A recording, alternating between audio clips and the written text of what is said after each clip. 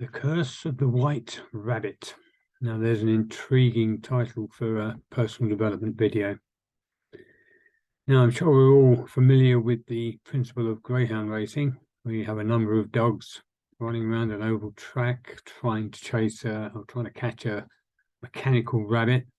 And the fastest dog, first past the post, of course, is the one that wins. Now, the essential question: do the dogs ever catch the rabbit? Now, of course, the answer to that clearly is no. But so many of us are playing the game of life, whether it's business, relationships, you name it, still chasing a rabbit that we are never going to catch. The rabbit's got many names. It's whether it's happiness, success, fulfillment, feeling good enough, approval, acceptance. These are just some of the more common ones.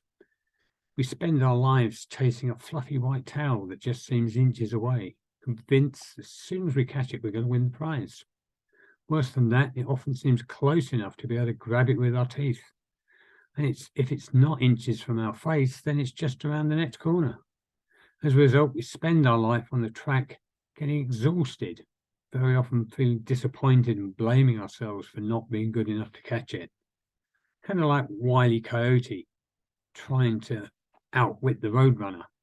We then come up with more strategies that we think will get us towards achieving our goals. We learn new skills, get some more qualifications, set higher goals, start to master time management, all sorts of things that we try just to get better and be a more effective, faster greyhound. In short, we're just looking exclusively for faster ways to run on the track.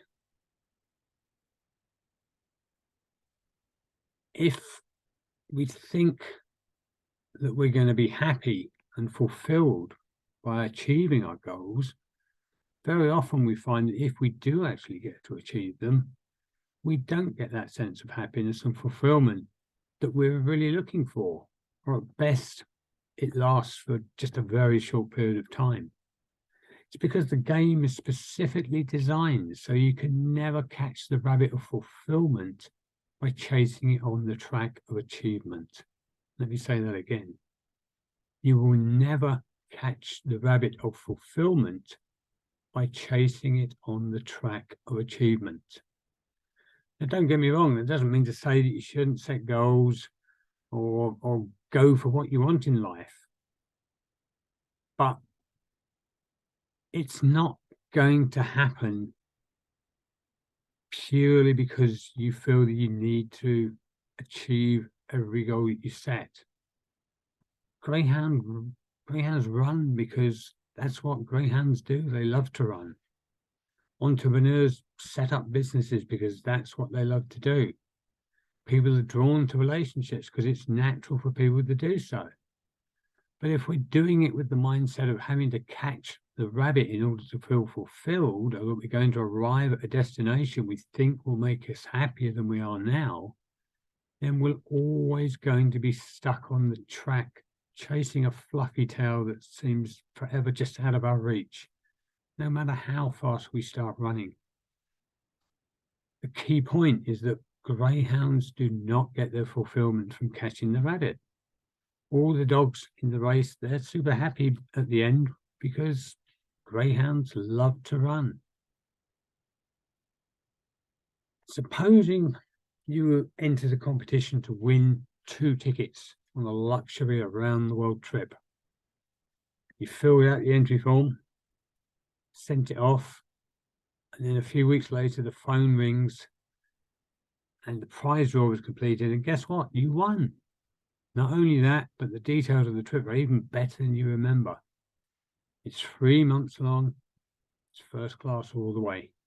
There are going to be over 20 incredible destinations, including many of the places on your bucket list that you've always wanted to go to. Machu Picchu, the Northern Lights, the pyramids, so many more. Now you're going to get to see them in style. Private jets, cruise liners, 5-star hotels, champagne, you name it. How exciting would that be? Of course, the first thing that you want to do is share it with another person. So we immediately called our best friend to tell them the incredible news. But as soon as we explain the fact that it's 3 months long, we're about to list the 20 incredible places, our friend cuts us off and says, look, that sounds amazing, but tell me all about your final destination. After pausing for a second and looking that far ahead, you're kind of thrown off track because you realize you don't even know where the final destination is. Besides, it's not that important. You just want to list them all. Your friend cuts you off again. No, just tell me about where you end up. Where do you finish? How would you respond? Most likely it would be a version of, well, I don't really care too much. I just want to enjoy the trip. That, my friends, is life with a capital L. As someone once said, it's not about the destination. It's all about the journey.